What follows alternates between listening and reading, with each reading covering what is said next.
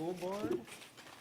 This meeting was posted. The attendance will mirror the attendance for the Committee of the Whole, with the exception of Mrs. Blair arrived at 6:45, I believe. 6 o'clock. 6 o'clock. I'm sorry. I'm at 5:45.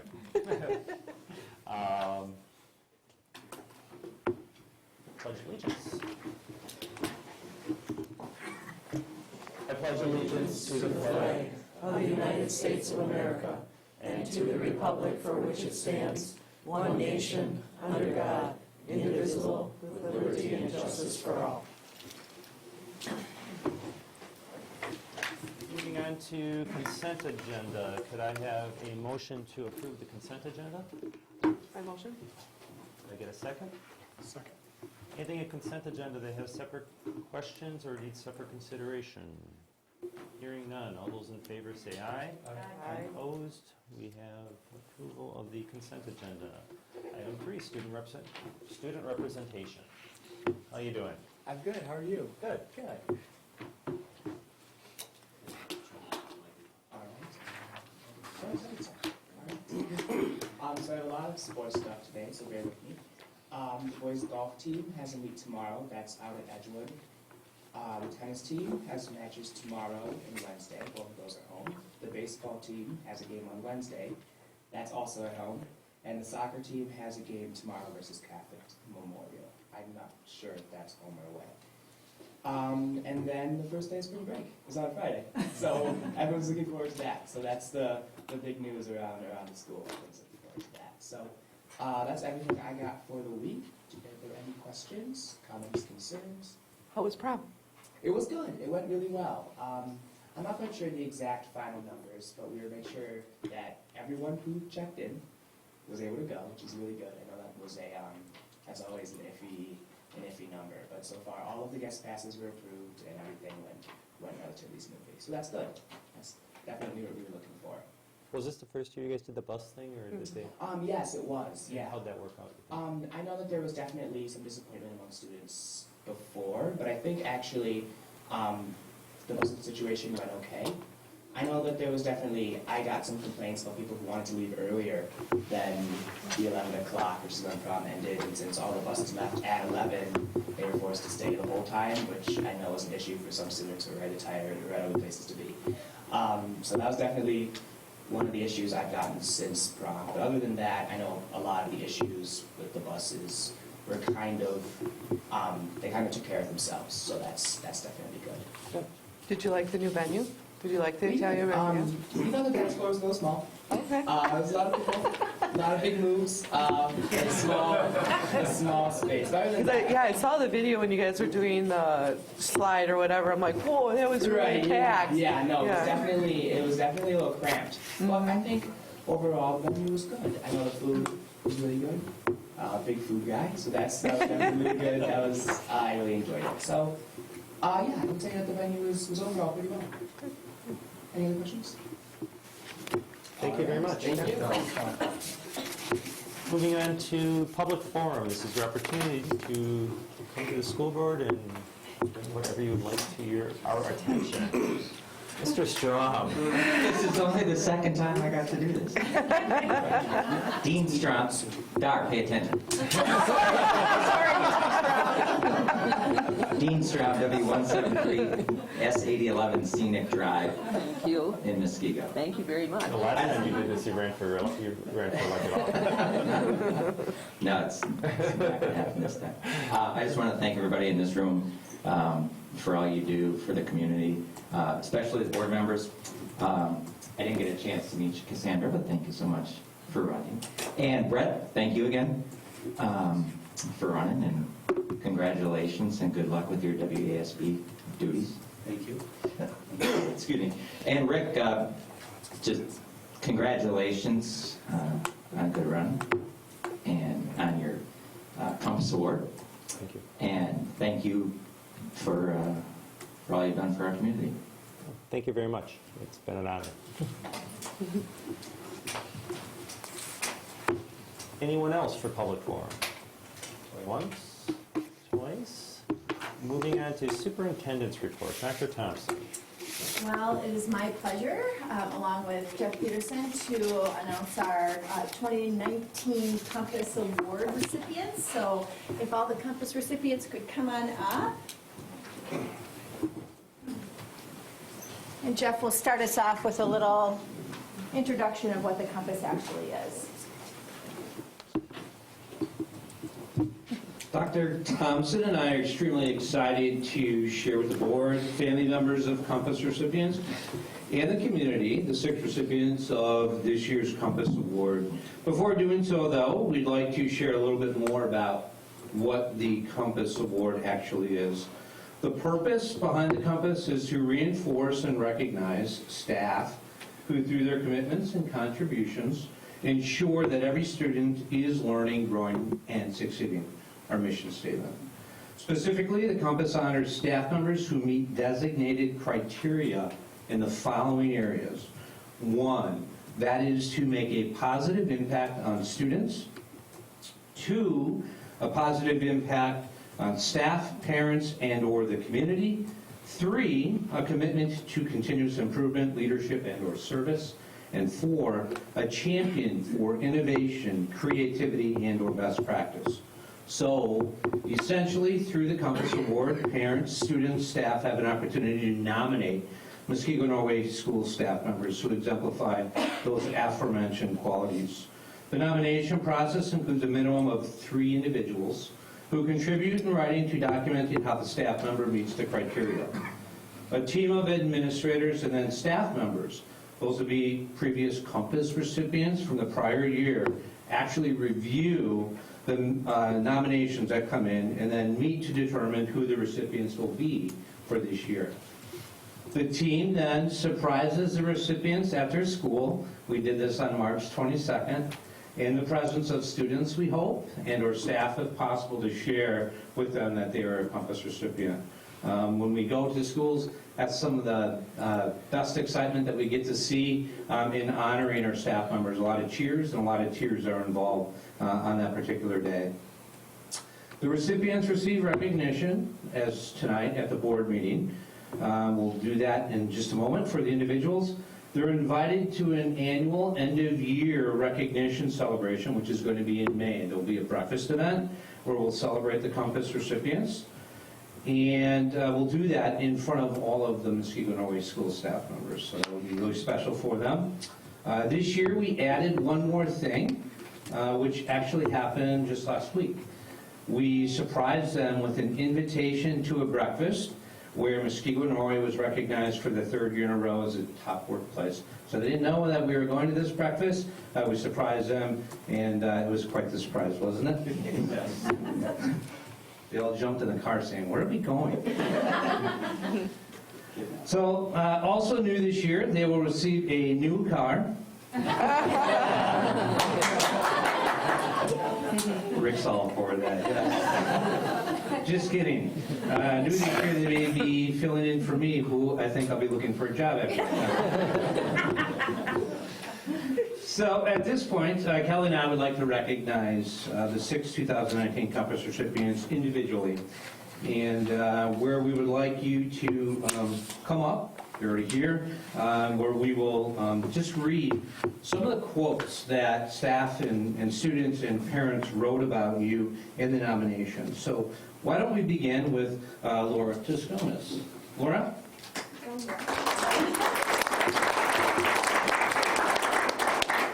So Laura is a member of the 8th grade team at Muskego Lakes Middle School. Laura's positive impact on students has been described as immeasurable, noting the value and importance she places on building strong, foundational relationships with students she serves. When the nominating committee spoke with students about Laura, students made comments such as, "I can trust her if I need someone to talk to. When I talk to her, she is understanding and always patient, very nice and sweet." Laura's positive influence stretches beyond the students she works with. Her teaching colleagues have described Laura as one of the most inspiring and reflective individuals they have ever had the privilege to work with. Additionally, teachers have exclaimed their confidence in implementing new strategies, that they grow each day as a result of listening to and observing the work that you do, Laura. Lastly, Laura's advocacy and passion for innovation have left a lasting impact on the district, as she was one of the original pioneers who created the Project I classrooms at the middle school level. Students who have left Project I having experienced greater voice and choice in their work, which has contributed to greater confidence and self-efficacy for our students. Congratulations, Laura.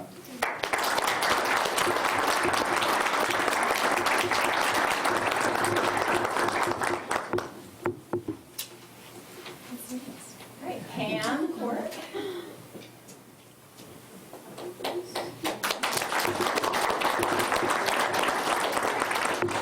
Pam is a teaching and learning coach at Lake New Middle School, where she shares her care, her attention, and her math expertise. From whole school initiatives and focused one-on-one meetings with kids, Pam goes above and beyond to ensure every student is learning, growing, and succeeding. Innovation could be her middle name, and Data Whiz her last. So Pam Innovation Data Whiz. That sounds awesome. She has created effective processes to collect data that helps teams identify students in need and works to collaboratively support students who present with big challenges and also those who just need to be on like a worry list, who need to be checked and watched.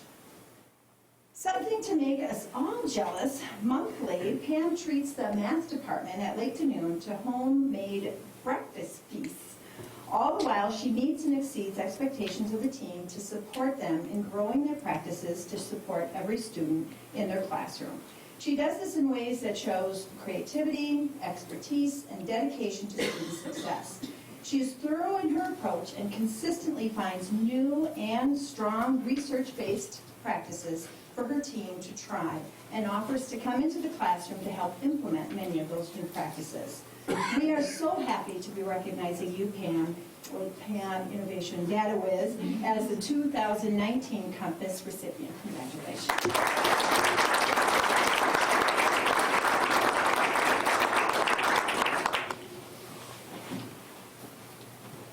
So next, we'd like to call up Kelsey Gunther.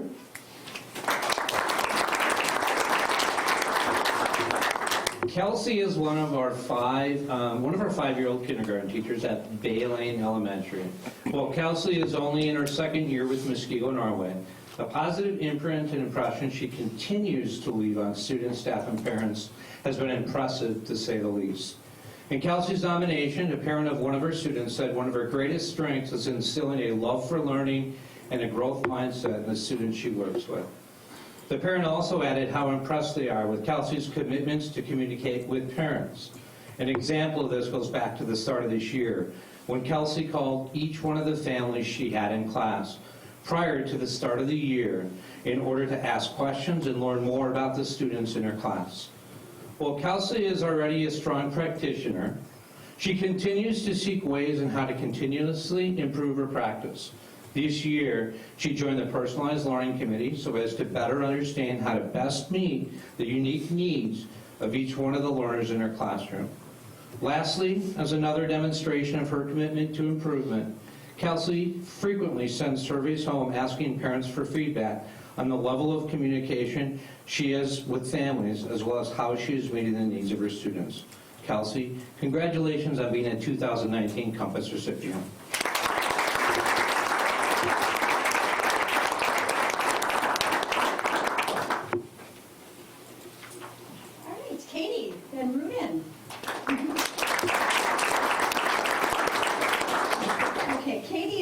Teacher at Muskego High School, where she has a positive impact on students every single day through sports, academics, and clubs, including forensics, cross-country, Warriors 101, AVID, dance chaperone, Saturday night, student council, and then Tea Club, which is true equality for all, helping all students feel like they are valued and an important part of the Warrior family.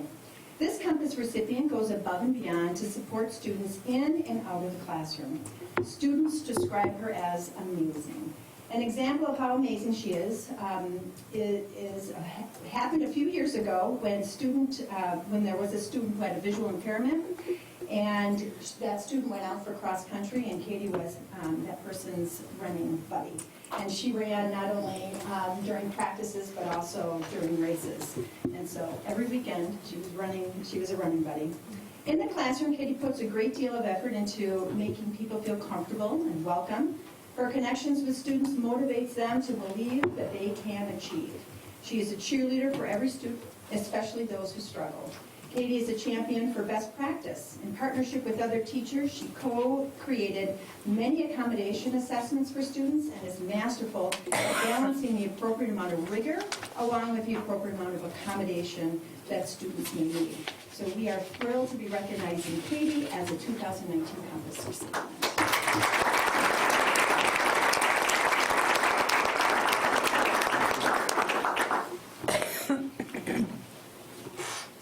We'd like to next call up Bob Crawley.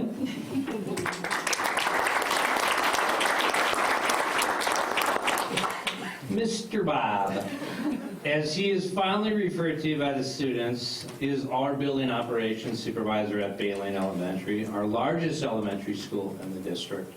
In short, Mr. Bob is viewed as a celebrity rock star at Bay Lane for his positive interactions with students, his visibility in and around the building, and the high-five greetings he gives students at the start of every single day. To further connect with students, Bob shares a joke of the day. Hopefully he has one for us tonight. Good jokes. He makes time to read one-on-one with students from every single grade level and leads some of the behavioral interventions at the start of the year. While his commitments to students are unwavering, the energy he devoted to ensure staff, students, and families successfully transitioned into Bay Lane this past summer was remarkable. Countless hours were spent planning for the merge of 3 schools where he supported the labeling and moving of hundreds of boxes. In fact, it's probably thousands of boxes. And he also orchestrated construction projects while attempting to restore the building for the start of the year. A massive project, to say the least. Simply said, his attention to detail, innovative ways of thinking, and selfless commitments allowed for a successful start to the 2018-19 school year at Bay Lane. Bob, congratulations on being a 2019 Compass recipient.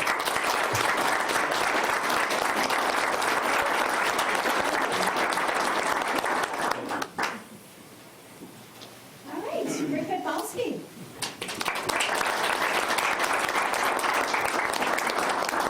So Rick has been on the school board for many, many years, 6 of them as board president these last 6 years, so thank you very much.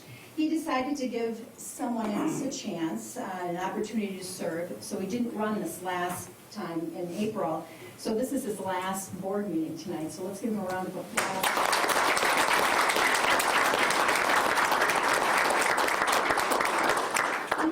Leadership, the board has helped to support continuous improvement efforts that were both educationally and financially sound.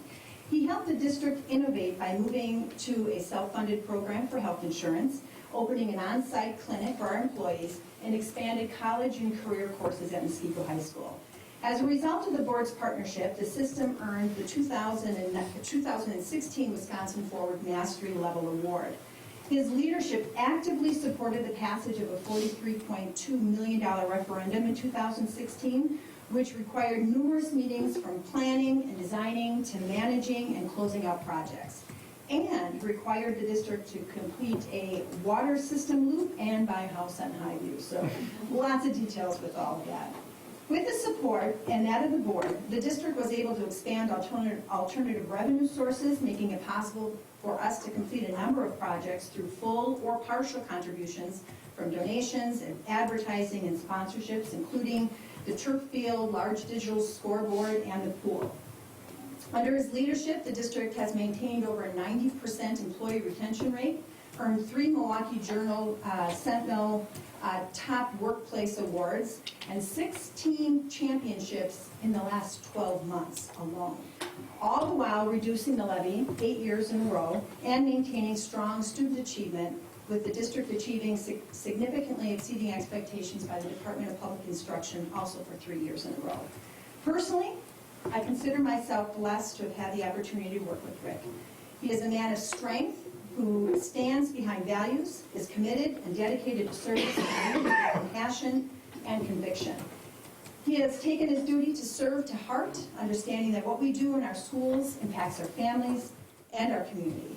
So congratulations to you, Rick, on a successful board term, but also as a Compass recipient. Thank you.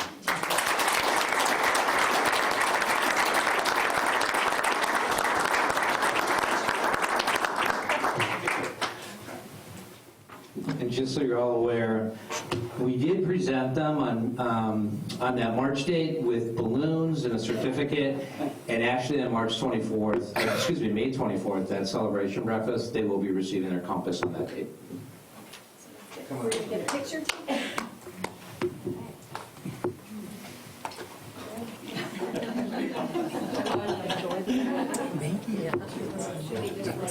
You're good. No, you're good just like that, actually. Right here? Don't smile. 1,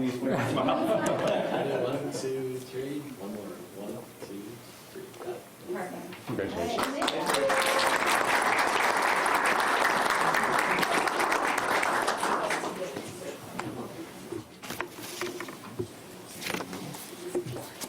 Student excellence card.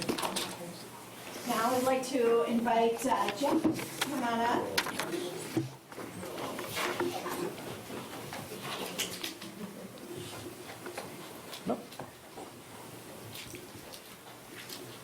So we have a certificate of appreciation, and it's signed by the board, but I will read it. It's a certificate of appreciation. The Muskego Norway School Board congratulates high school senior Jack Maher for being named by the Herb Cole Educational Foundation Incorporated as a 2019 Student Excellence Scholar.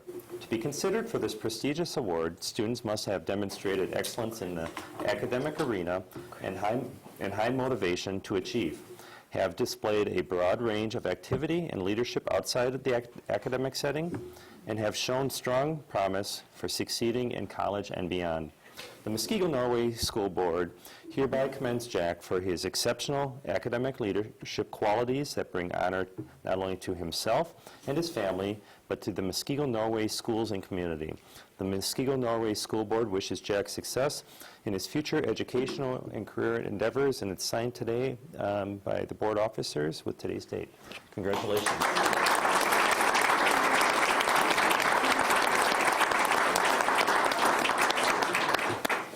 So on Saturday, actually, I was able to join a number of the Cole Fellowship winners, and Jack was there with his parents, and we had 2 teachers also recognized. But the student recognition is actually new for the Cole Fellowship, relatively new, and so it's really quite an honor to have somebody from Muskego, Norway, be honored in such a way. So we wish you the very best as you pursue your endeavors at UW-Madison, correct? So biomedical engineering, so that's wonderful. So we're going to take a picture and... Thank you so much. Yes. Yeah. Sure. 1, 2, 3. We'll do one more. 1, 2. Congratulations. Thank you Good so luck much. in Madison. So you might as well stay up. And then the rest of the students who are part of the Badger State Science and Engineering Fair.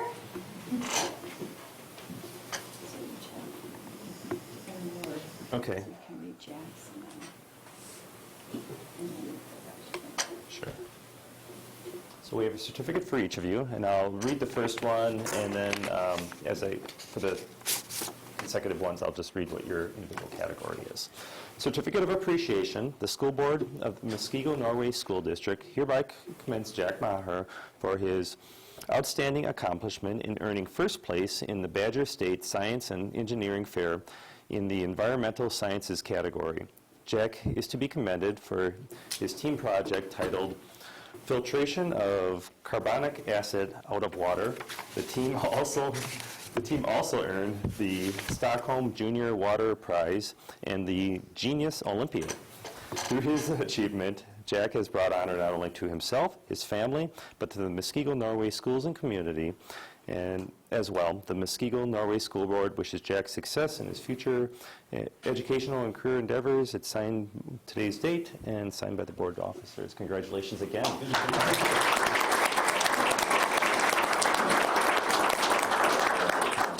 And then Jasmine Narine, and her, she got a first place in environmental sciences category.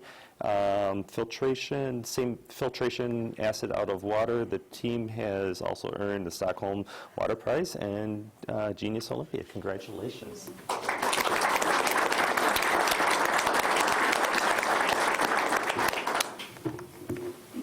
So I really don't like butchering last names, and this one's probably not that tough, but Isaac, how do you say your last name? Oslins, okay.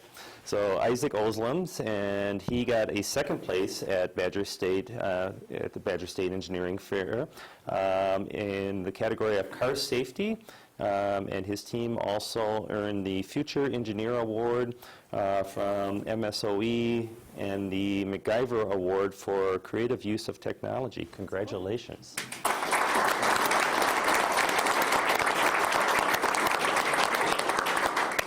And is it Frakes or Freaks? Frakes, okay. Chandler Frakes, and he also got a second place finish and car seat safety, the Future Engineer Award from MSOE, and the MacGyver Award for creative use of technology. Congratulations to you.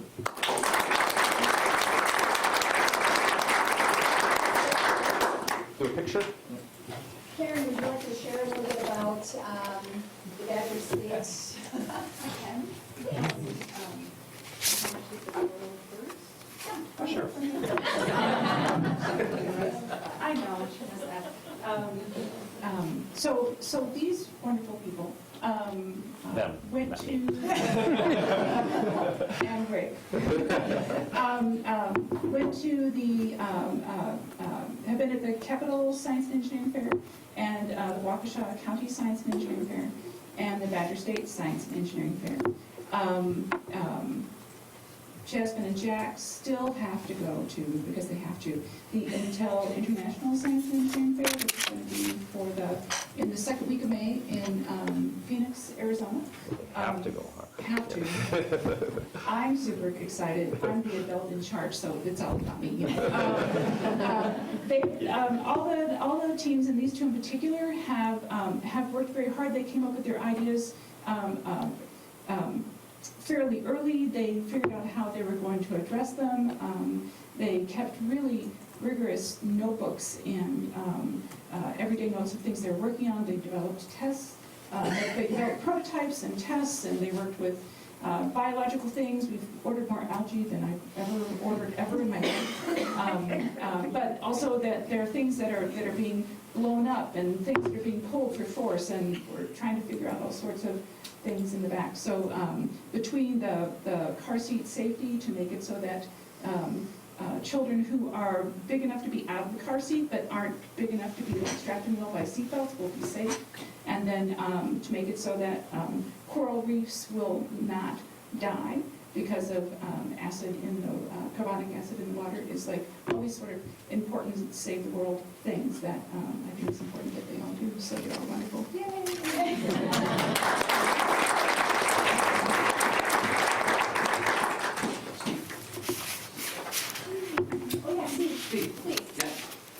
I didn't have to do that. I use my lap sometimes, that's all. Come up here. I think you're being forced. You're being forced.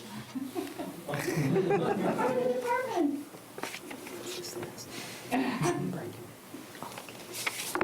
Thanks.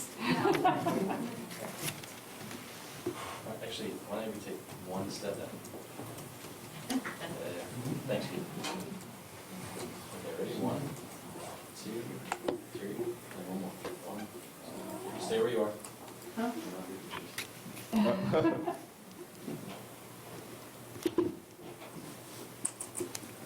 Everyone got the picture? Say, oh, one more. One more.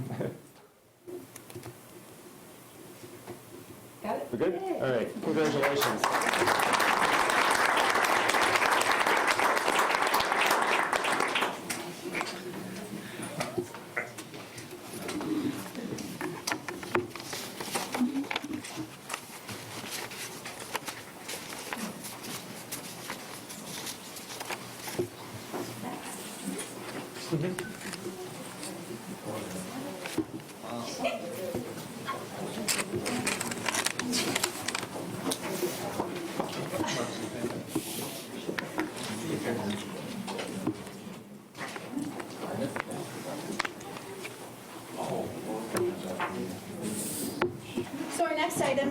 is our teaching and learning report, curriculum updates. So, Christy and Courtney. Yeah, thanks. So we had a number of departments go through a curriculum review process this year. And for those of you who are new to the board, we use the PDSA, Cycle Plan Do Study Act, for our curriculum reviews. And departments go through a formal review process every 7 years, so that we can always ensure that we're implementing best practice and that we're always cutting edge with our curriculum. And in the planning stage, the planning year of a curriculum review cycle, we make sure to pull together a team that represents the K-12 scope, if that's what the department is. We look at what our current state is and if there's anything happening locally at the state level or even nationally. We take a look at best practice in that category, as well as standards and alignment. And then we determine our action plan from there. And so tonight we'll be hearing from our physical education department and career and technical education, which is comprised of business, FACE, and tech ed. So we'll start with our physical education review. And Holly, Cheryl, Mitch, and Matt are here to share a little bit about the review with you.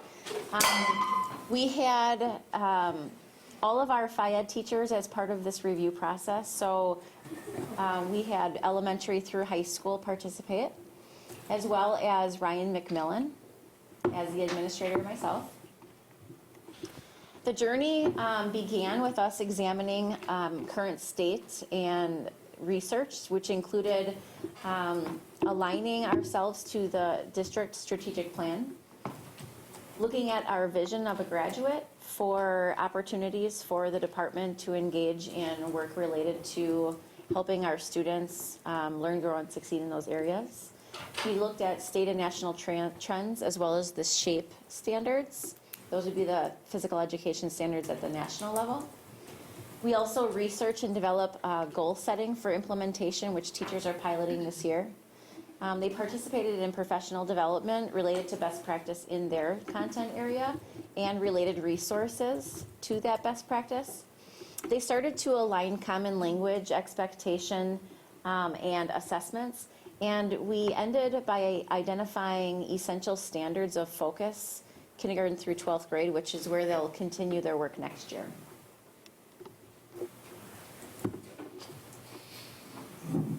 Sorry, tell people problems. I'm Matt Shanky. I teach physical education at Lakeview Elementary and also at Lake Dune Middle School. Thanks for having us. So we created a vision statement. We thought that it would help to exemplify as a K-12 program what we are working towards, striving towards, what we want to grow and succeed with.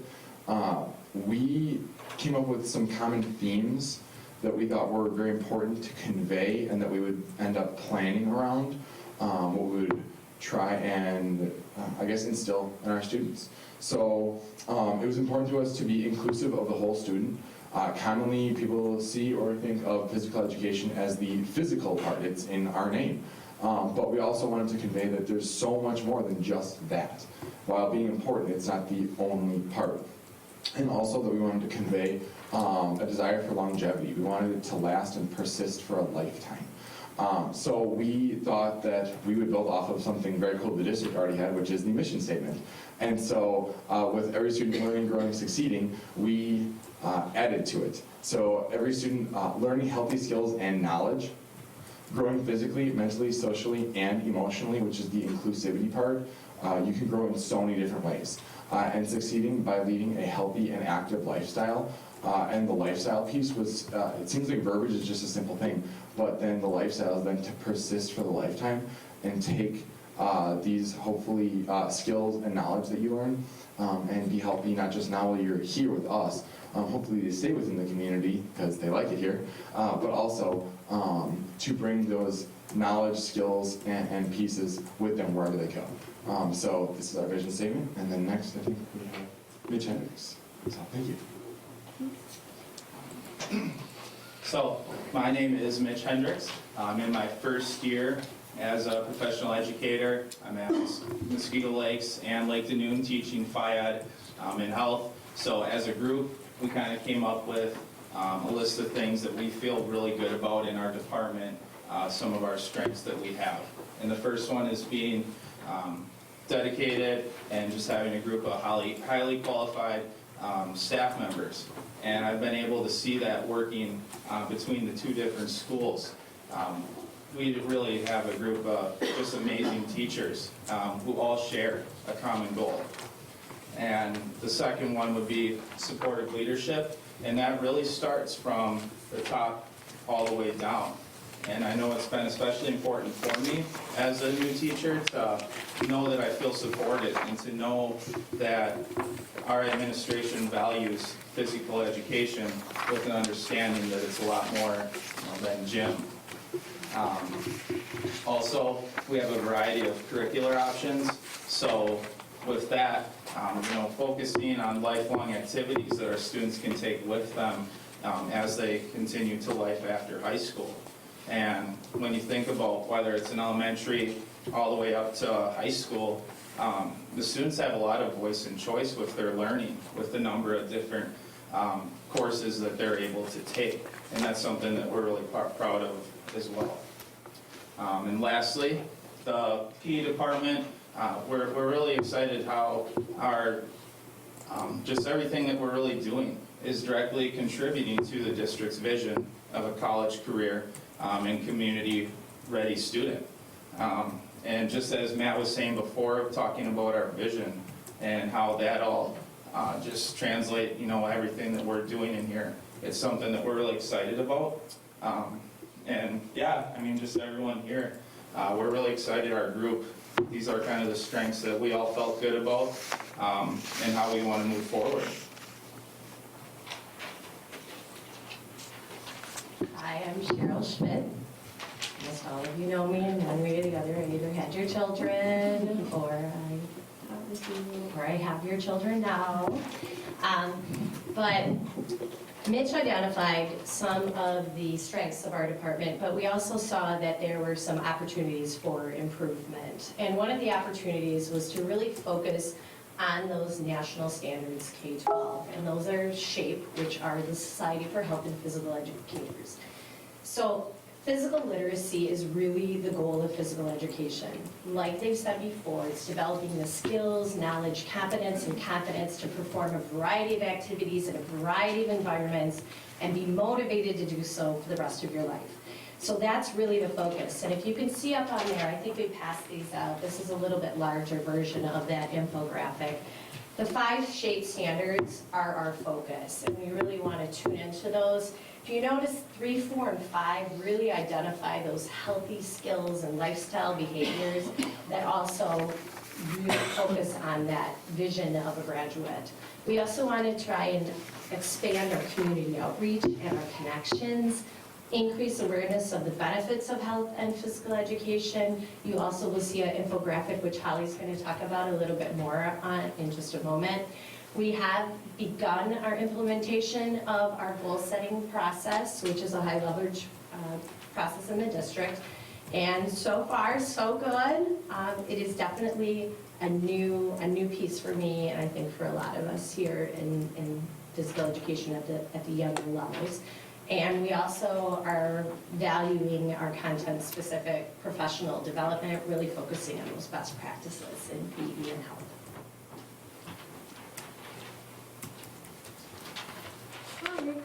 I'm Lauren Lambert. I teach health and phyed at the high school level. And so as we look at our plan to address some of these ideas, we really came around the table for, I think since last spring, and started talking about what is it that we wanted to see. And so as we talk about expanding community connections and some of those things, we really wanted to start changing and shifting the idea behind maybe what people think is phyed or gym class, as has been stated before, and really start shifting that outlook to get people to understand what it really is. And so the other infographic that we have is something that we created K-12 to really get people to understand what's important to us and why we do what we do, is because it's not just about kids moving in a gym, but the why that they're moving in the gym. and getting them to understand that it's just not a place that we go just to get activity, but when we get that activity, there are a ton of benefits that are going to help them be better learners and better human beings. And so as we talk about expanding the community connections, we really want to make an effort to begin to bring community members in, to allow parents to come in and see what we do. We already do a little bit of that with like Jump Rope for Heart and Hoops for Heart and the Diabetes Walk, but we're really starting to brainstorm a bunch of ideas in terms of how else can we get parents in, how else can we get other community members in and connected to our high school kids, whether it's through shadowing or having guest speakers come in. We have the Women's Resource Center that comes in. We want to try to expand and get even more just that cross between the community members and our students. So not only do they know where the connections are, but also people know what we do within our program. The other thing that we're looking to work towards is creating vertical progression so that it's not just elementary and middle and high school, but that starting from kindergarten all the way up, they are hearing common language. They know the 5 components of fitness. They know what this infographic looks like and what it means and how it affects them as a student, and they're going to see it in middle school and they're going to see it in high school, so that they are continuing to hear those same things K-12. The other thing we're looking at is increasing awareness of health and FIAD and the benefits, not just within the community, not just for the students, but also within our own peers. I mean, it's a big transition from what gym used to be to what physical education is now, and we really want to make sure everybody's on board, that we are being the leaders by acting that way within our schools. We're eating right, we're doing the right things, but also bringing some of those ideas to our peers and in terms of the benefits, ways that they can move in their classrooms. And so we've come up with a bunch of ideas that we're going to continue to work towards. And at some schools, it might be just putting something in the weekly newsletter for the peer teachers, or it might be presenting at a staff meeting a variety of brain breaks that they could be doing in their own classrooms so that kids are up and moving more often during the day. Talking maybe about how to change some of the snacks that are offered and make better healthy choices. And then we're going to continue to relate the high leverage practices with just specific focus on goal setting. And starting as small as kindergarten, maybe it's, throw a ball up in the air so many times you can catch it. And then now can you set a new goal? Can it be more so that they learn at a young age what that goal setting language is, and progresses all the way up to high school, where it might be a goal about creating a training program or how they're going to eat better over the course of the semester. So I think now we're just going to open it up to any questions. Does anyone have any? Well, I was just curious, were you guys ever thinking about creating, at Children's we have wellness walks, so like throughout the tunnel through Freighted and Children's, they like mapped out how long it is for, just to help employees know the distance, so that when they're walking it, they know it's a half mile or a quarter mile, and it's kind of a fun way to just try to get your steps in for the day. It'd be kind of fun to do.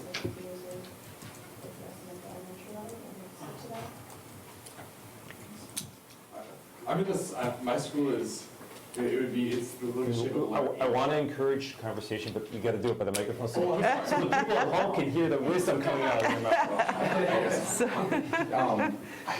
It'd be an interesting piece to look into. We at Lakeview have for staff. Are you talking about specifically staff? Or It's staff or kids, just because there's so much research out there that says 10,000 steps is the magic number to try to get in a day, and just to kind of incorporate that with employees and with the kids, because they don't all wear Fitbits, and so it'd be kind of interesting. So, I know I can speak mostly to the elementary level.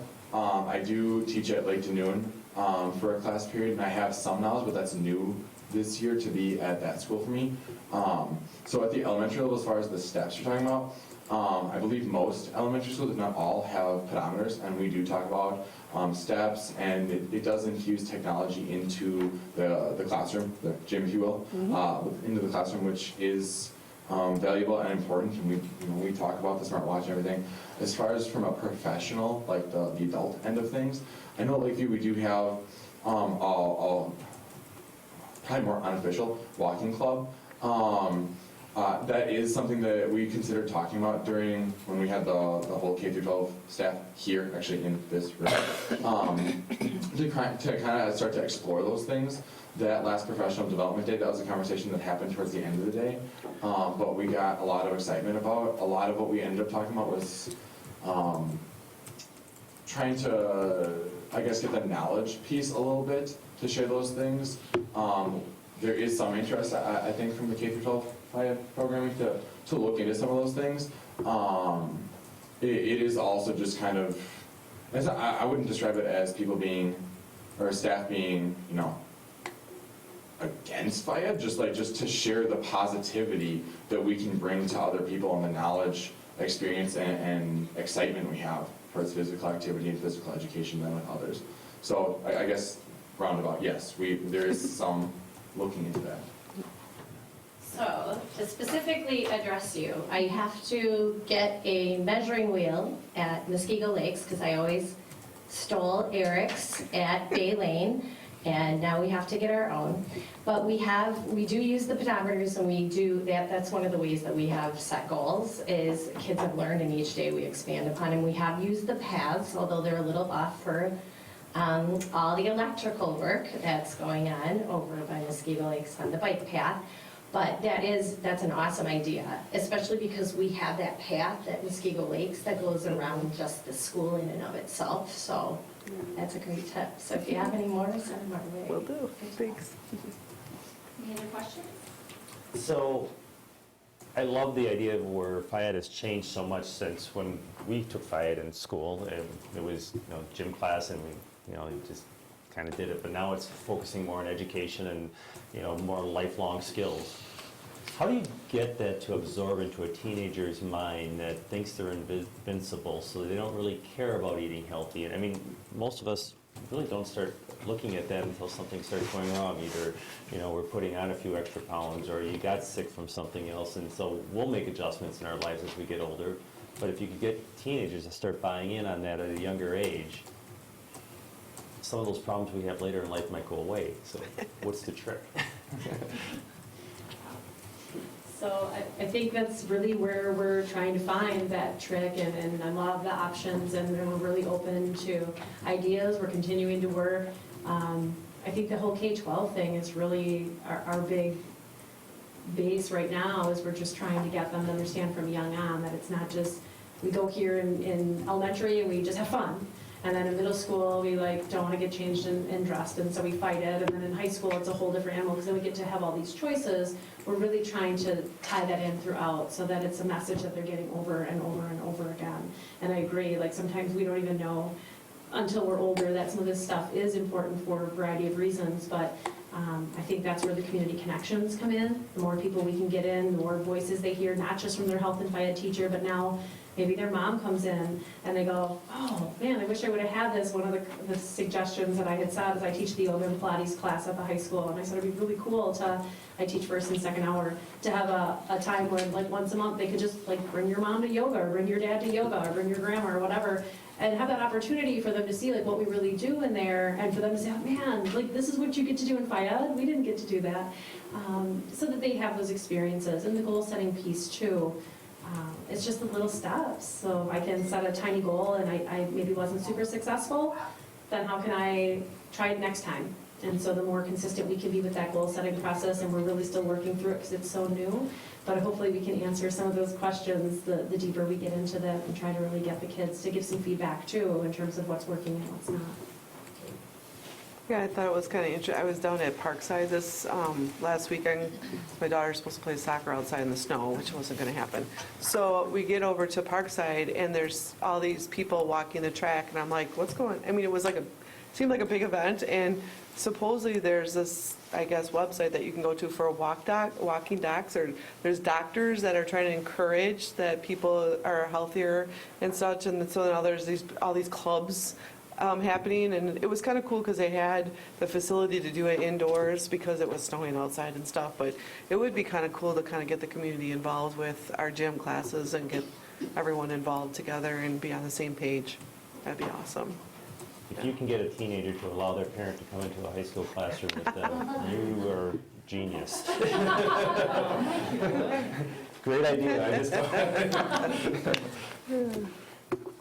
I wanted to just mention something. So as we get older, as we were talking about, that's when you notice when everything falls apart. And my kids actually are young, and they're the ones driving me to get to the gym and do things like that. But from what I needed when I was younger is to learn how to eat right, because this is my problem more than anything. is there a way to incentivize the kids at the younger age to set up those habits of picking better snacks? I'm not interested in restricting like some districts do where you have to have certain snacks, but if you incentivize kids or have a contest, or I know when I was in elementary, we had like reading contests and we had stuff that you could put up in the hallway on the wall and you tracked yourself. So you're kind of like in this competition, but like every time maybe they brought something good, somehow incentivized, because if you set those habits young, I might not be diving into the chip bag as much now and the chocolate. Yeah, because I didn't really have that when I was young. I really did eat poorly, and I still do. But I don't know, it's just an idea. My kids' habits have changed now on their own. They've chosen that. They yell at me. Well, two things on that. One, they probably didn't change on their own. Maybe they're having an Oh, impact. yes, that is true. Yes. It definitely wasn't for me. But two, a lot of times it does have to come from home. So Yeah, I know. So to address you, we do have a nutrition and wellness committee for our students, and we've been working on those policies and that. I know I couldn't be at the last one, or maybe I did. It was less people. But those are the kinds of things that we want to hear, and we're trying to kind of look at it as baby steps to start off with, to maybe really send those positive messages without having things be forbidden and create that negative connotation. I mean, I personally am more of a, I would be more like that, but I know as a community as a whole, we want to make sure that we're having a positive approach. Well, it would be nice to make it as, we all know that when you change behavior, it has to be, you have to change it yourself. So if you're just making a rule, my mom made me sit at the kitchen table till I ate my peas. I hate peas, I will not touch one now. It didn't work. Yeah. But if I learned in a different way and became a habit, maybe it would have stuck. I'm not sure. Thank you, I was almost good. It's called parenting. I'll go quick. I know I'm mildly verbose. As we were talking about the SHAPE standards, which is the national body and organization that health and physical educators around the nation really kind of answer to and look to for best practice, as we're diving deeper into those, because there is also the Wisconsin Model Academic Standards, a slightly different but also valuable resource that we have in Wisconsin that is now a little bit outdated but still good for reference. When you look into the SHAPE standards, it breaks it down actually sequentially and progressively from kindergarten all the way to 12th grade. And some of the standards don't actually start until 3rd grade and then persist on, but some of the standards actually do start to address exactly what you're talking about, which then, it excites me that I get to totally wrap in what we talked about before and hey, what we're doing is totally coming into play here. But some of them do actually start to, and simply, I see that we are drinking water for the most part here. Fantastic. Simply, I wasn't going to say that, sorry. As I'm looking around, I'm seeing that going, I'm just going to pass by. But if it's still a once in a while thing, we do talk about that.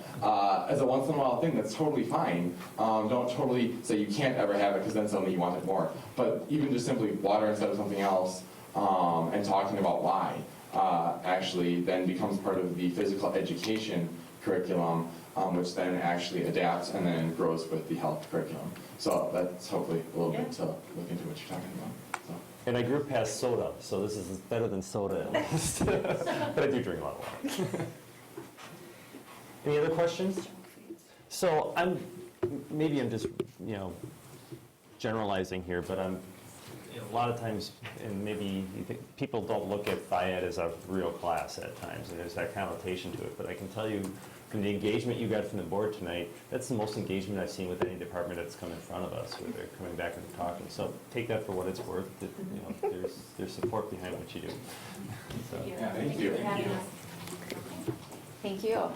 The second department that will be speaking tonight is our CTE teachers. So again, that will encompass our secondary schools and teachers within the FACE department, business, and technical education. And we had a number of teachers participate in the review this year from all 3 of our secondary buildings, as well as several secondary administrators. For this review, we also had outside consultants through WCTC and Pathways Wisconsin and the Waukesha County Business Alliance. Because they're focusing more on the career aspect, we wanted to make sure that we weren't just looking at best practice, but really looked at trends within employment so that we could better prepare students for that. So our journey began with us looking at labor market needs, again aligning to the district's strategic plan, academic and career planning, shifts in education at the state level, Redefining Ready, which is a national level group that is redefining what readiness means beyond K-12, AC 59 certifications, the early college credit program, Start College Now, and then of course our Connect Academy, or 6 levels of experience. We identified our strengths and opportunities for improvement and then created plans to address any gaps that we noticed. The vision that this team put together is that career and technical education empowers students' ability to grow and adapt to new circumstances and challenges throughout life by connecting them to authentic experiences, preparing them to set and reach their life goals. And the key there was authentic experiences to better prepare them for college and career. So we're going to start with Chris Wessling's going to come up and speak about family and consumer science. She's speaking on behalf of both middle and high school. I'm Chris Wessling, and I'm the FACE teacher at Muskego Lakes. I will address our current state, our successes, and also opportunities for growth. Do you have the slides on your computers? It's my first board meeting. Yes. So all of the slides include photos of our students. And I'm going to be reading a little. We provide opportunities for career-based learning. We prepare students to be citizens of the community. Support and cultivate social and emotional development. You might recognize somebody on this one. We connect learners with career-specific learning experiences. Is that Tony Spence? Yes. On 2 screens. We support exploration of post-secondary training related to careers of interest. As for our opportunities for improvement, at the high school, 2 of our instructors have written proposals that the CPC will receive for 2 different courses, CAP Intro to Education, as well as Health Science careers. In the middle schools, we are looking to increase integration of digital tools to our curriculum, continue to update and revise current coursework, support student exploration, and reinforce consistency between schools and alignment of standards. Vertically, we would like to continue our vertical conversations between the levels and maximize content alignment and increase awareness of curriculum to better support each other and address needs. Okay, and then Chris Burrish is here on behalf of the business department.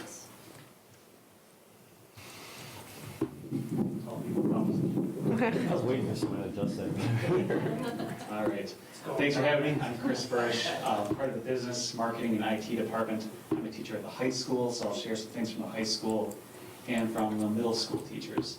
So this review process, we get to really focus in on our strengths and improvements, and from a department that we do a whole heck of a lot of stuff, and that's really one of our top strengths is our variety.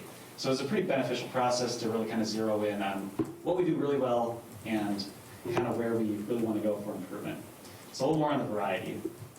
If you look at different high school offerings for business marketing and IT, you'll see a lot of traditional things from accounting, personal finance, marketing, entrepreneurship. We've got all that. In addition, you may see some things in other high schools that relate to technology, software, computer essentials, basic programming. We do all that stuff too. And I'm not keeping score from other high schools, but we really try to reach out and provide lots of high volume of opportunities for our students. In the last year, we've even focused on bringing in some curriculum involving cybersecurity and game design, which challenges us as teachers, but we think it's a good opportunity for the students. Along the same lines, for a variety, for co-curricular opportunities, we've got one of the strongest FBLA programs in the state. We run a school store at the high school. The middle school at Lake Denoon has a coding club. We have a National Business Honor Society. And just this past year with the athletics department, getting these new video boards, trying to get students involved in creating those videos and producing that content. Kind of along number 3 up there with our strengths, kind of along the whole mission of CTE, we really like our authentic experiences. We have opportunities for students to fix Chromebooks, providing customer service for our students with IT.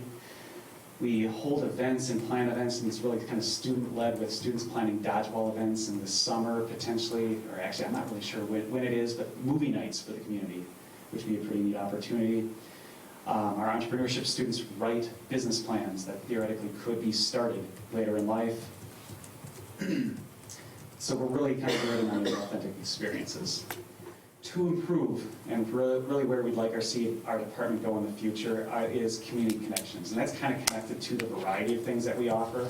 We are not experts in any of that stuff. And sometimes it's a little overwhelming keeping up with all the trends in business. I mean, I teach a business law class right after an introduction to business, right after an Adobe Photoshop class. So it's running in a whole lot of different directions. So ideally, we would have the community telling us what to do, instead of us trying to scramble, keep up with all the latest trends and things.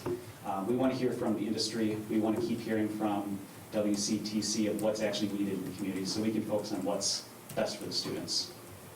Along the same lines, this is kind of a cop-out here. It's a strength and a weakness. It's an authentic experience as a strength. We like to provide opportunities for our students that really matter, but we want more.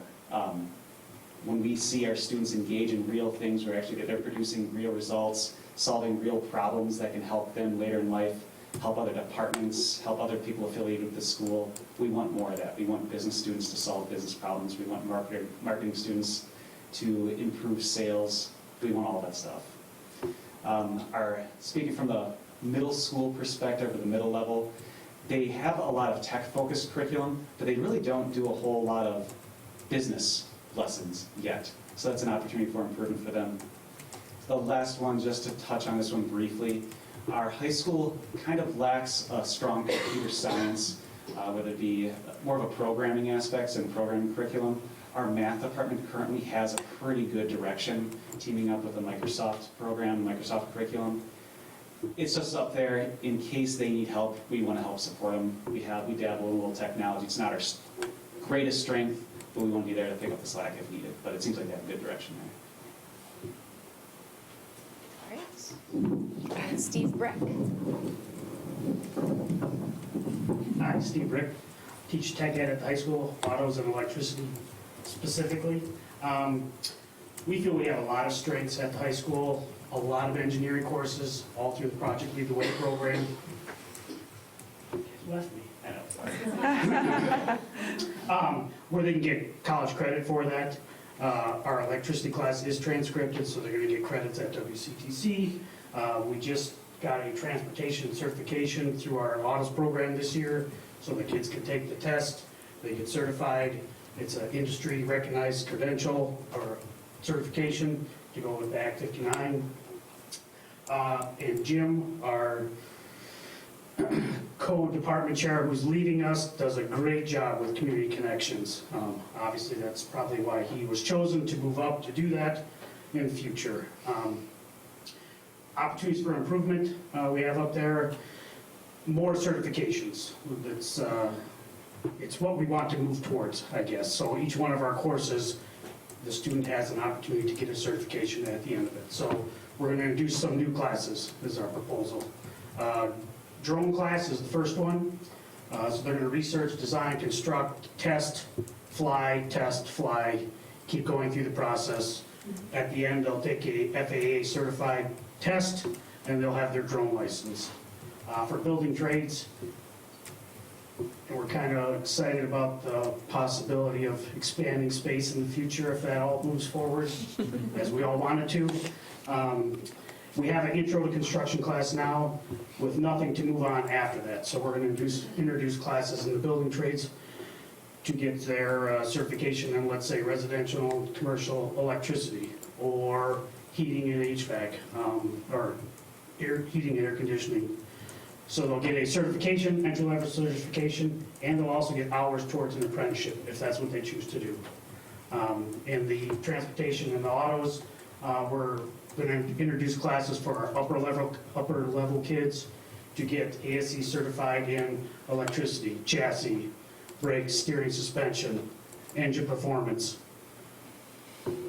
So they can go out in the business world and have those certifications ahead of time, so they can go get a better job to start with, or when they get to tech school, they can say, all right, I don't need to take this class, I can move on to level 2 in engine performance, because they already have that certification. And then always improving more work-based learning. So hopefully with those new classes, they'll get possibly a co-op, so they're going to be taking my engine performance class, and they'll be at Mosquito Tire and Auto, not just changing oil, they'll be diagnosing cars along with a master tech. Any questions? Yes. Thank you for your update. The specific to the drone research, are you set for that, or do you need stuff yet? We're just in the course proposal. Part A is due May 1st. CPC? Yeah. So Jim and I have looked at that course, semester-long course. It's pretty well set up already, but they really get a lot of engineering applications. So they're going to research and design it, then they get to use electrical engineering, aerospace engineering, a lot of IT to get this thing to wake up and do what they want it to do. So. And then the fun part is the flying at the end, but they'll get the FAA certification. So. Thank you. So I have a question, because yours did not mention anything about the community, but I'm sure you would not frown upon getting community involvement. Because I know, in particular, my father-in-law, who is a welder, ex-welder, like he's retired now, that he's always like verbalizing, I would love to teach this to the younger generation, that type of thing. Do you ever have a time or a way for them to come in and show like their skills or give So that's kind of on the metals and manufacturing side. We don't have that at the high school. Okay. We have construction, woods, transportation, our engineering. So let's hope that That would be people another say added yes one. in the future. What is the transportation certification? So those are ASE certifications. Just like when I was in the industry, it's Automotive Service Excellence. ACT is the one who does the testing, and as you're going through and you feel confident that you can pass the brakes certification, you go take the test at the ACT testing site in Brookfield, and it's an industry credential. Okay, thanks. So more pay, basically. Sure. And are those certifications being paid by the student, or are we covering who's? This year we had the 4 students take it, we paid for that. Okay. Because it was the first time. But we would treat it more like an AP test. Students go pay for the AP test. If they want the certification, they can take the test. It's $45. It's not the exact test that I would take, let's say, to renew my ASC certification. It's only a 2-year one, where mine's a 5-year one, a little more in depth. But then they're walking out of here and they can go to Oregon's Collision Center and say, I have these certifications already. Or WCTC and say, okay, I can wipe out a couple of classes, not have to take them. So touching back on Mrs. Blair's question about people that have expertise. So say you had a master carpenter or master electrician that wanted to, would be willing, not wanted to, but would be willing to share their talents.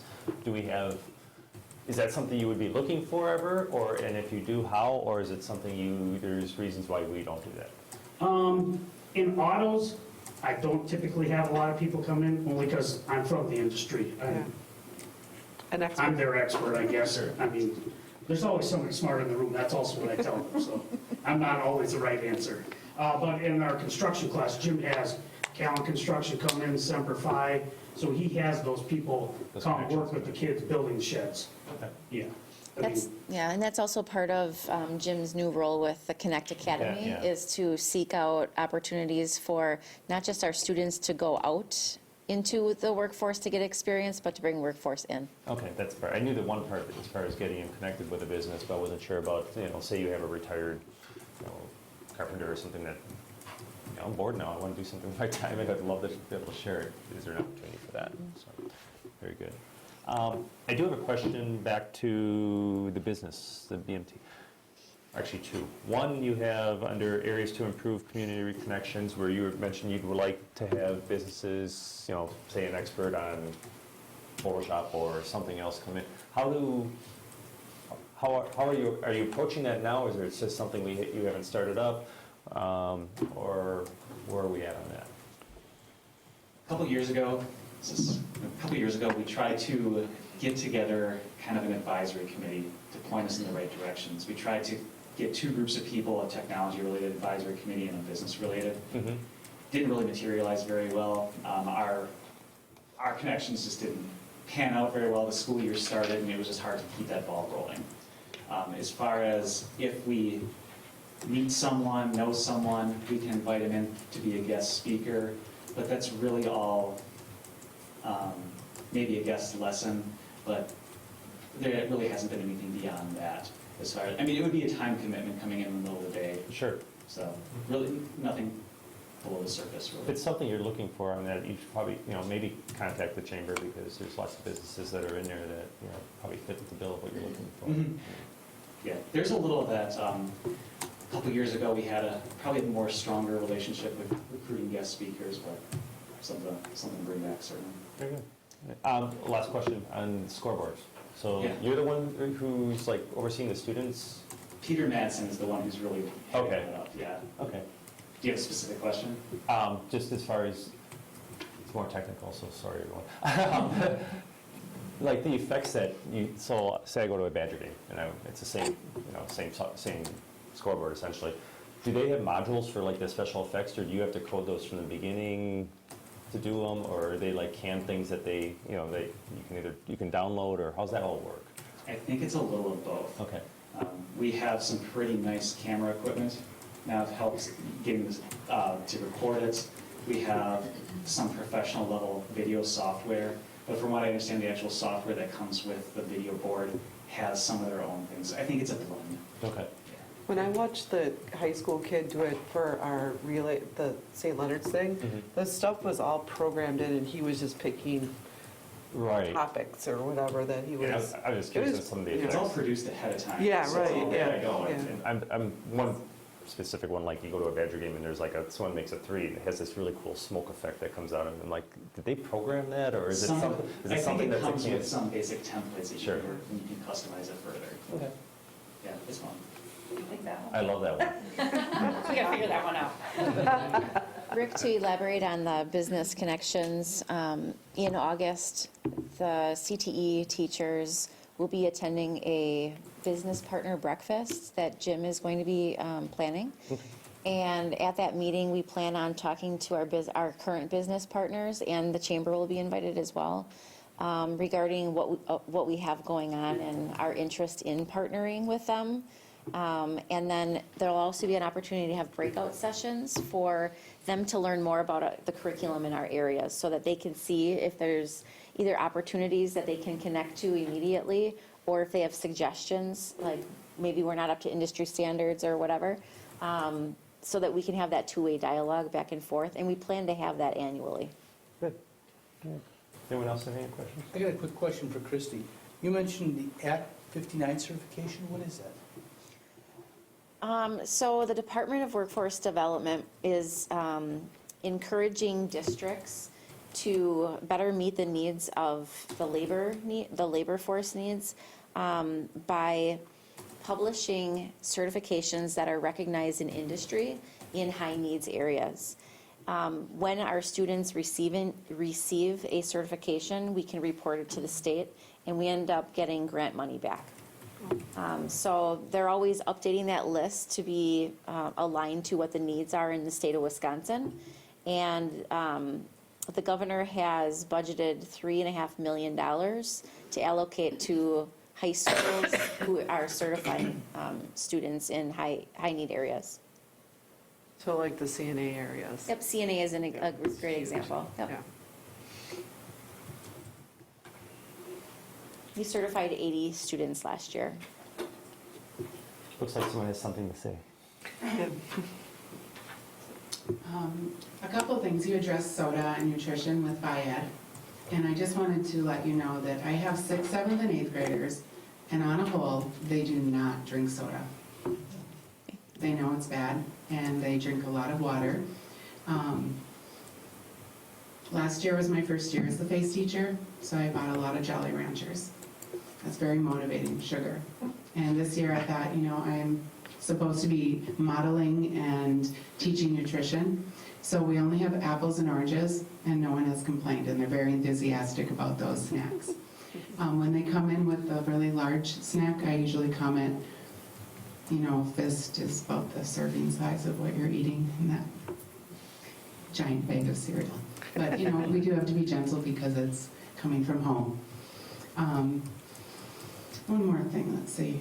Oh, making the community connections. This is the first year we have a course for our 7th graders. It's called Careers in Community.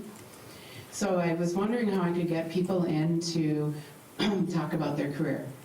And then I had an idea of using Google Hangout. So our tech people were some of the first people that we did the Google Hangout with in case it didn't work. They could tell me what to do on my side. So the students had a list of 25 questions, and then the person we were hanging out with was on the large screen, and then your computer, you could see the students, the panel students, and they asked the questions. It took about 20 minutes. So after we did it with a couple of the tech people in the district, then we branched out and did it with a friend of mine who said that she would take time. And it's kind of nice because they stay in their work environment. I saw Steve Check's office. The students were like, whoa, that's your little office? So just wanted to share those additional things. Thank you. Oh, one more thing. So I work at Muskego Lakes, and I've never been at a board meeting, and there's some of you I may not have even met. We are blessed, and I'm grateful every day that I walk into the school. So thank you. Thank you very much. Thank you. Any other questions? You can contact me if they want to talk to a nurse. And maybe I can be in the office at that time. That'd be kind of fun. Mm-hmm. Thank you all of you for coming and sharing with the board. It's great to hear it right from your mouths and what you're learning and how you see your department growing. So really appreciate you taking the time to be here tonight. Thank you. And you don't have to stay any longer. We completely understand. Whoa, we have to stay. No, but thank you. Thank Have a you. great rest of the day. The next item on the superintendent's report, I can't help but say, thank goodness, Cassandra, your husband and child didn't come, your children didn't come tonight. I said, oh, it shouldn't be too long. Versus an hour and a half later. Okay, so this is just information about the end of the year breakfast. I know Kate sent you an invite today with that same detail. If you are interested in coming, just let us know, let one of us know so that we can just plan for that. Not that 1 or 2 extra mouths to be there, would be a big deal, but it's good to know. The next one is the new board member orientation. So we have that scheduled for May 6th, 5:30 to 7. We'll have light refreshments again that night too. Seeing it's so early and just continuous. And just a reminder, I know that we've shared this in the past, but Friday it was really a great opportunity to bring the Compass Award recipients with us to receive our 3rd top workplace. And not only that, but then to have, for 3 years in a row, to receive a specialty honor. We received the Meaningfulness Award this year. And we received that actually the first year that we received the top workplace. And then last year we received, it was New Ideas. And so It seems very rare that a company is recognized once for a specialty award, well, even to have the top workplace. But for 3 years in a row to have that happen, it was just such an amazing experience and really just awesome for our organization, and really says a lot about the people who work within our organization to really believe that what they do is special and that it's important, and they see the meaningfulness behind it. And that's a belief you can't teach. That's something that they come to work with every single day. So I feel incredibly blessed. Kelly, how long is the video? 2 minutes. Can we watch it? Yes. Tony, would you mind bringing that out? I'll cue it up. Let me just make sure the speaker's. And so then you'll see the picture there with the Compass recipients sprinkled among some administrators too. And where did we rank this year? Sixth. 6, we went up 1 spot from 7. And I don't believe, I haven't looked at it that, I just glanced at the list, but I don't think there's anyone else that's gotten multiple 3 years in a row, any other companies on that list of the special awards. I don't know Oh, how the I'm speaker sorry. is, by the way, so. It's appropriate.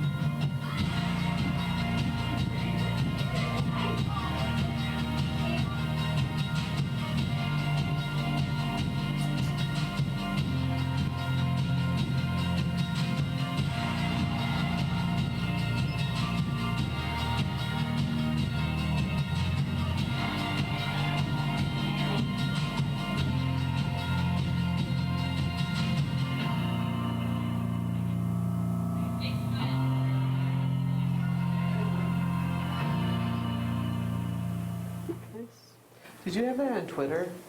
Yes. I saw it there. That's pretty cool. Anywhere we can. Yeah. I think I shared it on, I retweeted it.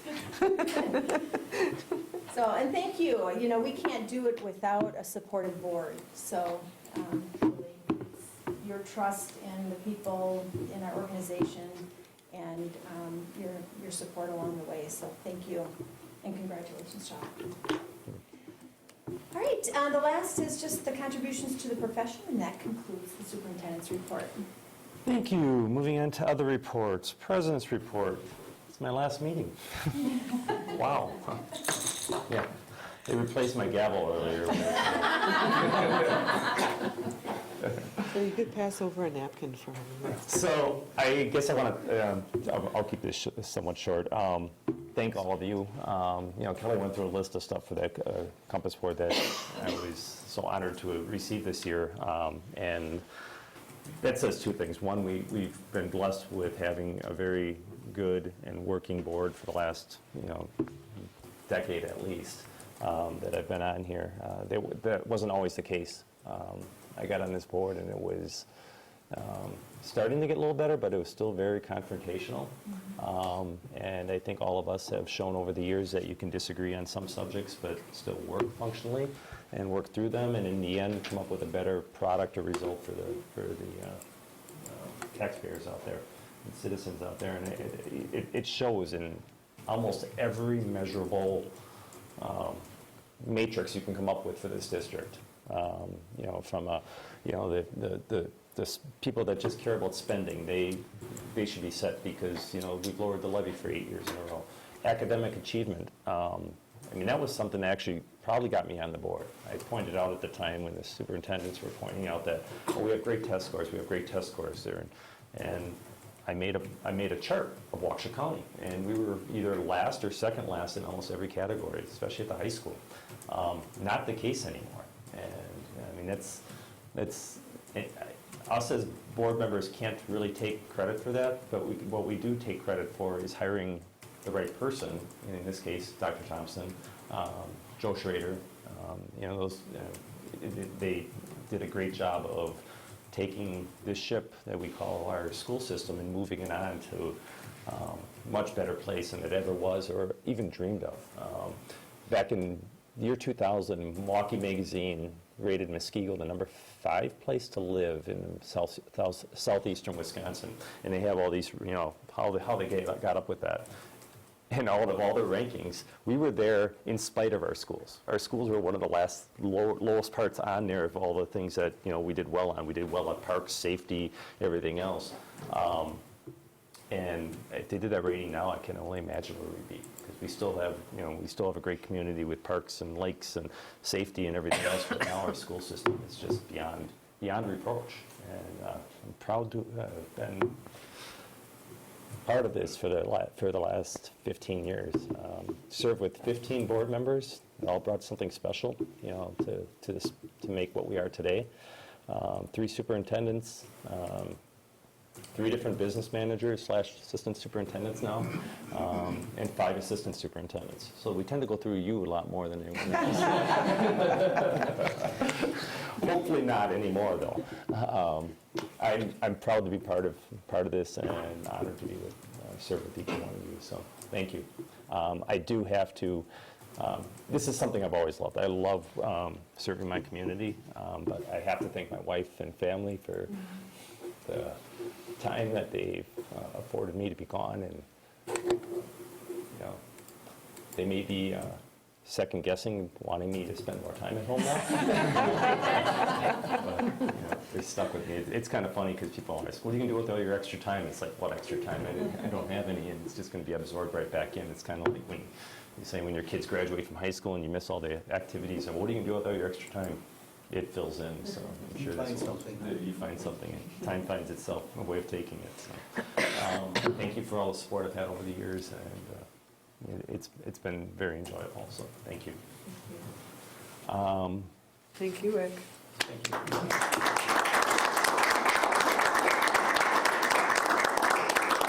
We'll present Rick with a certificate for his contributions to the district in May at a first May meeting when he brings back the students.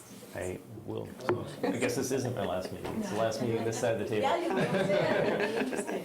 So. You get to leave, but that'll be weird. For everybody. Clerk's report. Thank you, Rick. First off, thank you, Rick. Having served with you on the Common Council, it's certainly been a pleasure. Not always agreed, but and we had some pretty hectic times back then. And as a council president, you served us very well.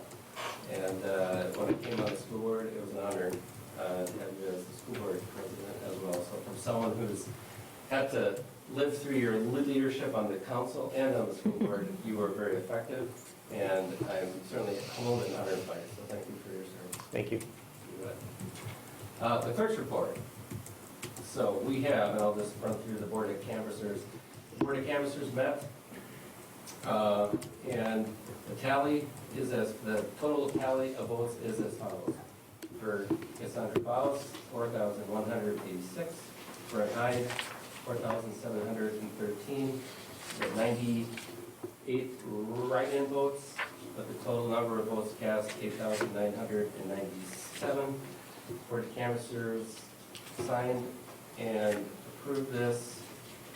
Colleen Peasley, Tracy Blair, and myself, Chris Buckminster as clerk. And now, do you want to do this separate or together? You? Separate? Yeah. Brett, you want to go first? Sure. Who's Sandra wants to get out of here. Why don't you do it by the microphone? Yeah, we will. Go around to. Need help or you got it? You may-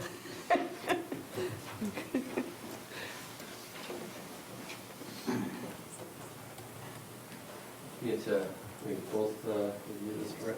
Sure. All right.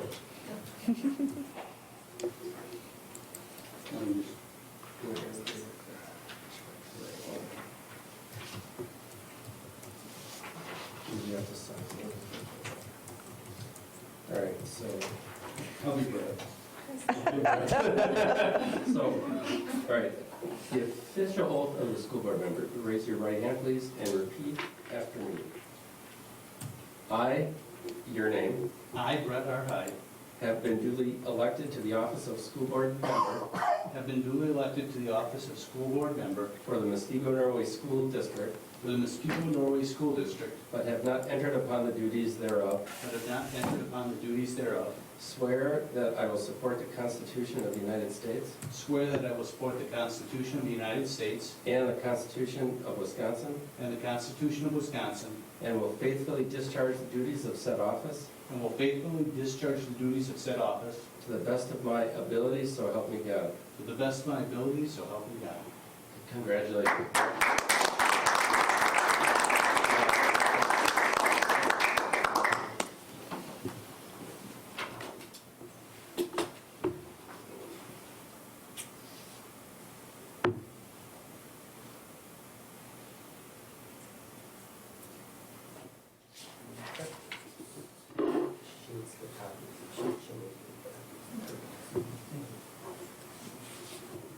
I should just sign them both and then he can keep one. No, they're separate. Oh, okay. And then this one you get two.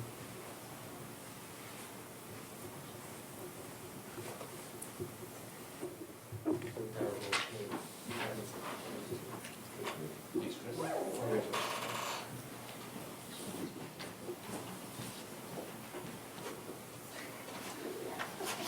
And Cassandra.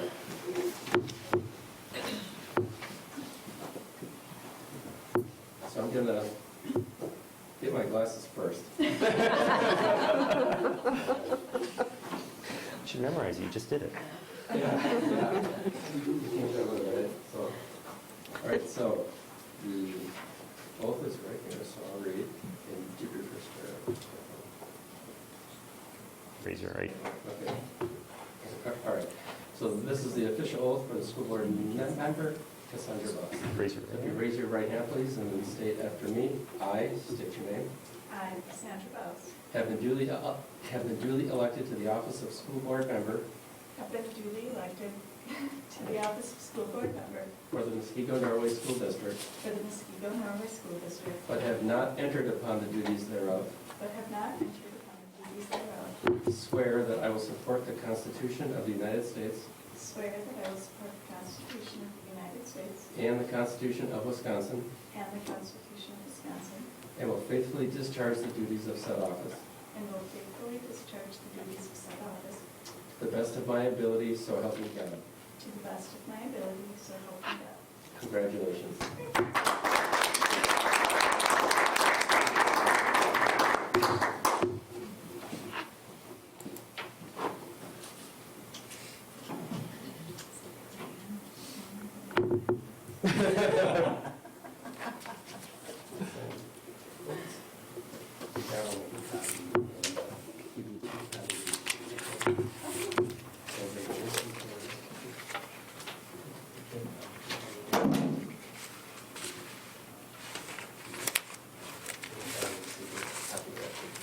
Congratulations. And welcome to the board.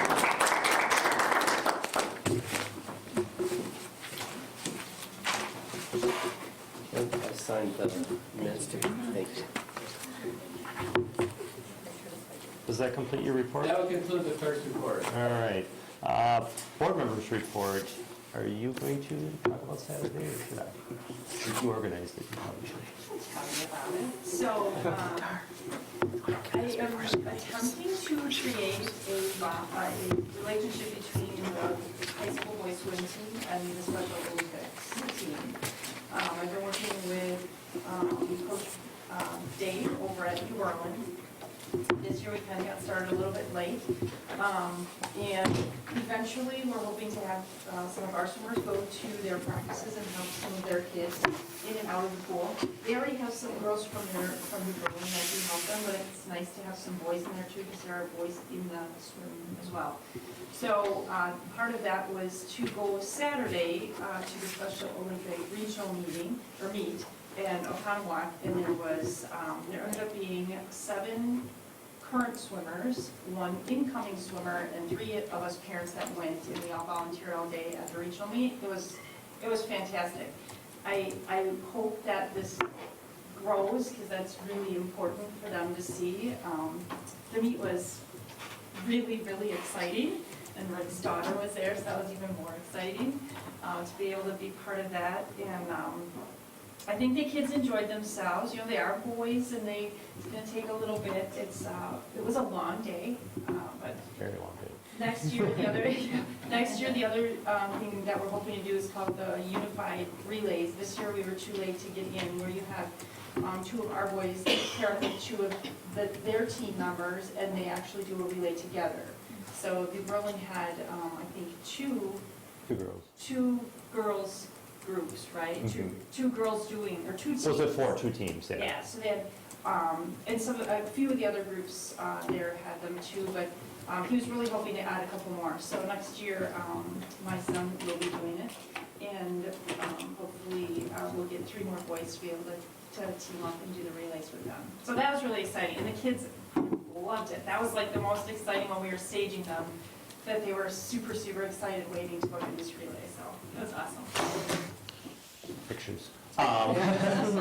It was neat because, for one, the relay thing was funny. I forgot they did it last year, and I didn't realize they were going to do it again this year. And I'm taking pictures, and this Special Olympian goes across. Goes 25 meters, and all of a sudden go for the return 25 meters. The girl dives in and goes, and I'm waiting for her to take her picture, and she hasn't come up yet.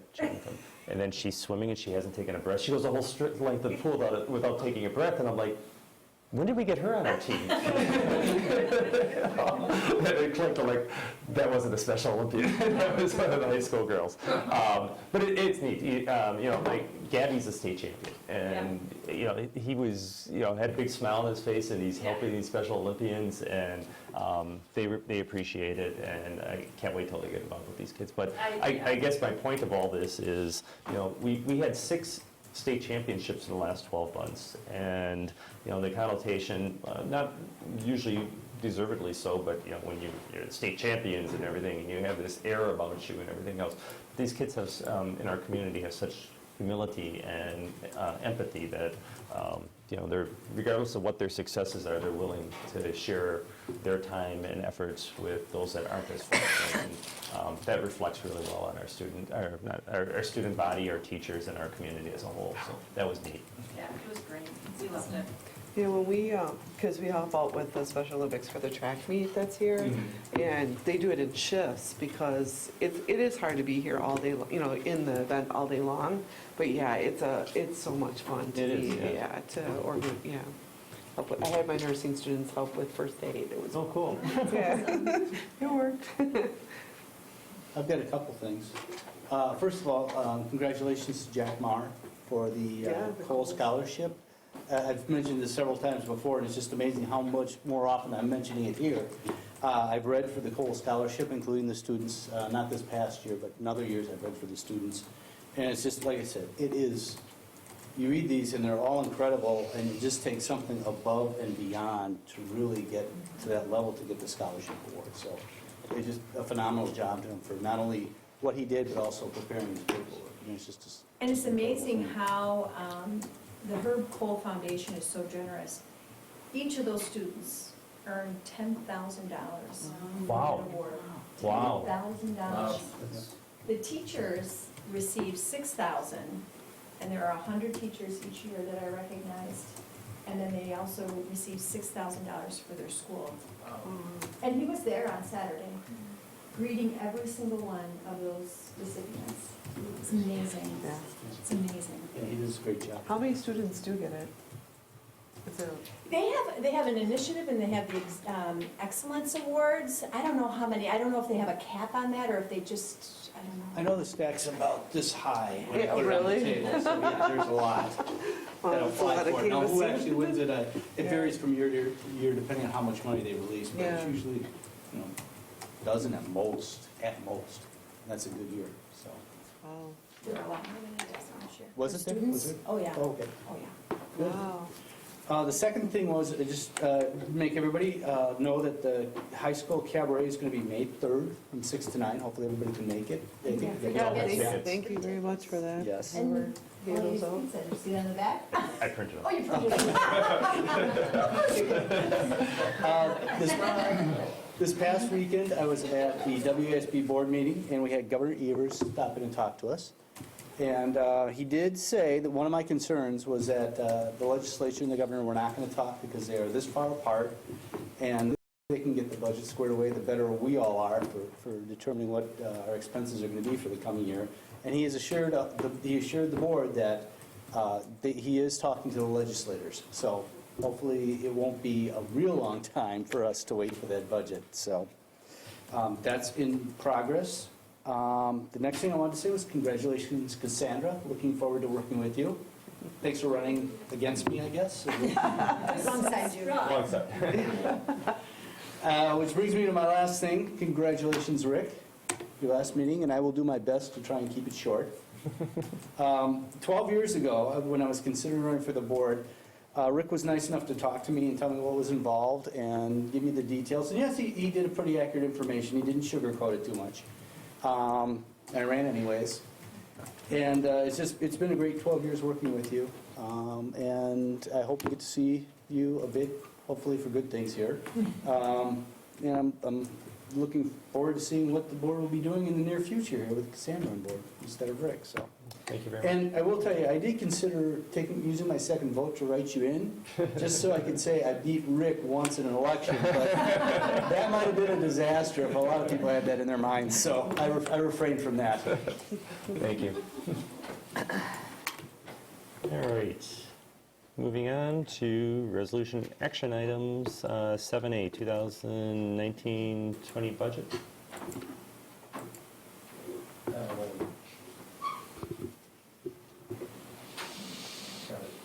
Motion to approve 2019-2020 budget assumptions as presented. So moved. Second? Discussion. Budget assumptions, nothing has changed since the last time we talked. I will ask the board for a little leeway on the revenue assumptions, that as we get closer to presenting in June with the preliminary budget, we'll use the most conservative approach, but we may know more information at that time. So just to have a little bit of flexibility with the revenue, but as far as the expenditures go, those are all the assumptions that we will move forward with. Questions, comments? Hearing none. All those in favor say aye. Aye. Opposed? Abstaining?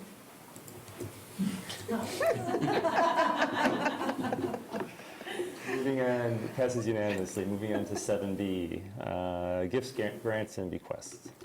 Motion to accept with thanks gifts as listed below.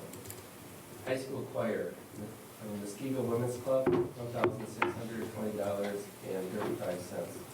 Muskego High School Musical from the Muskego High School Performing Arts Council, $1,700. Muskego High School Robotics from the Milwaukee School of Engineering, $500. From PPG Industries, $6,024.40. Muskego High School Football from the Green Bay Packers FND NFL programs, $4,000. Muskego High School Girls Soccer from the Towered Game Analysis Software, $500. Muskego High School Track, William Schneider, $250. Thank you. Did someone make a motion?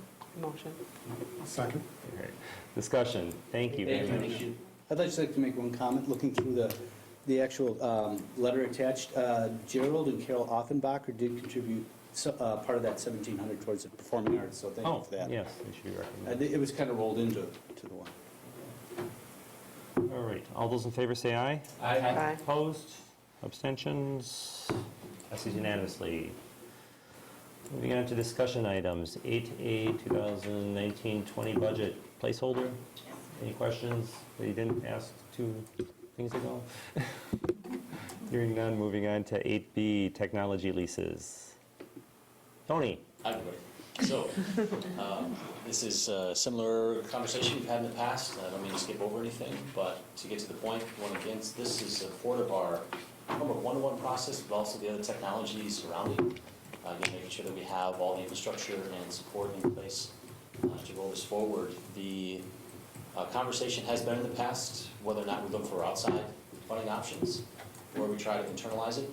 As you're all familiar, we've used fund balance in other ways in the more recent past. And so, not that that's taken away this opportunity, it's more, and again, encourage us to be aggressive. We used to have 4-year lease terms, now we're looking at 3, so we're shortening it up, being more aggressive with the duration of time.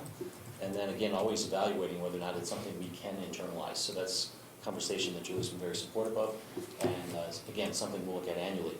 In spite of that, we're currently looking at 1920, going back to lease again. We did go out to bid. We have very competitive interest rates. We've been told by all vendors that the rates have gone up, and we did some, I would say, competitive bidding and getting those to engage a little deeper into their pocketbooks to give us a more aggressive rate. So we're looking at something where there's a bit of variance between them, and we're able to take the company called Providence, and they were the lowest bid. We have worked with them in the past, so we have confidence in working with that type of lender.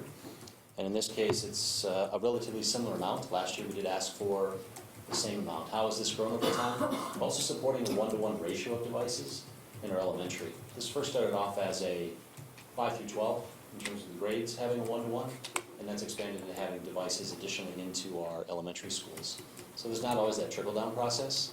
That's allowed us to, again, remove labs, give staff access they need K-12.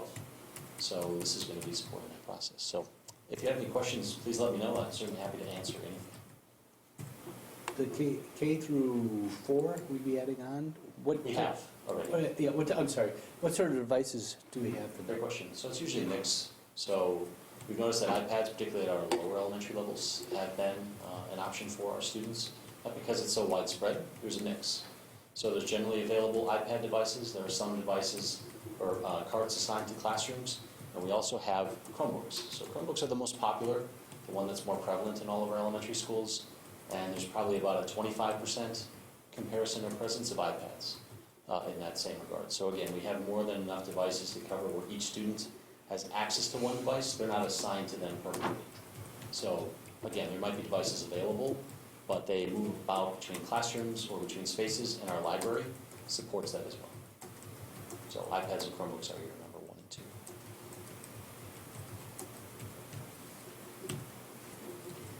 So let's come back next meeting as an action item? Yeah, and if you notice administrative content, I did put in the actual proposal, a little bit of background on Providence if you're so interested. And at the same time, we have kind of a progression, which is the last paragraph of the public content. I just mentioned we bring this back to our next meeting on the 6th, and if we can be so expedient, because sometimes as we take this to outside attorneys for review, that takes some time, but our goal would be to finalize on May 20th. So. Very good. Any questions? Hearing none, moving on to item 9, information to follow up. Any requests for future information? Hearing none, could I get a motion to move, or actually, clerk, can you read the notice of closed session? Sure